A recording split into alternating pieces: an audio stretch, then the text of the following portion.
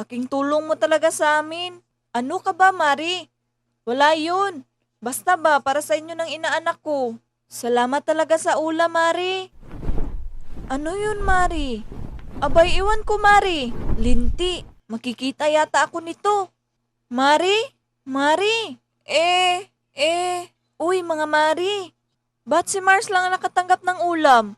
Walang para sa akin? Ano ginagawa mo dyan, Mari? Nasa barangay ho lang ang Halloween party ah. Wow, Mari! Hindi mo sinabi. Sasali ka pala sa Halloween party? In fairness, nakakatakot yung costume mo, Mari. Parang totoo talaga. Oo nga, Mari. For sure, ikaw ang mananalo. Paano mo pala napapagalaw yung pakpak mo, Mari? Ano pala ginagawa mo dyan sa bubong, Mari? Nagpapahangin lang, mga Mari. At syempre, nakikinig na rin sa mga chismis niyo. Baka ako pa pinag-uusapan niyo eh. Ma, ang lana, kumukulo. Nako, baka may manananggal. Manananggal? Manananggal? Mari? Mari? Oh, mga Mari. Manananggal.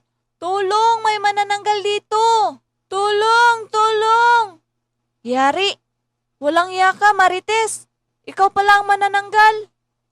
Aray ko, tulong, may manananggal dito.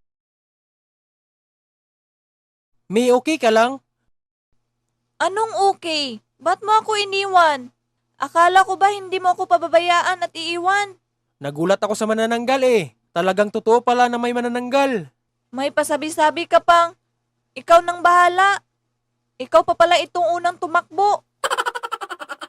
Sorry naman, natatakot ako eh. Kanya-kanya na pag ganun.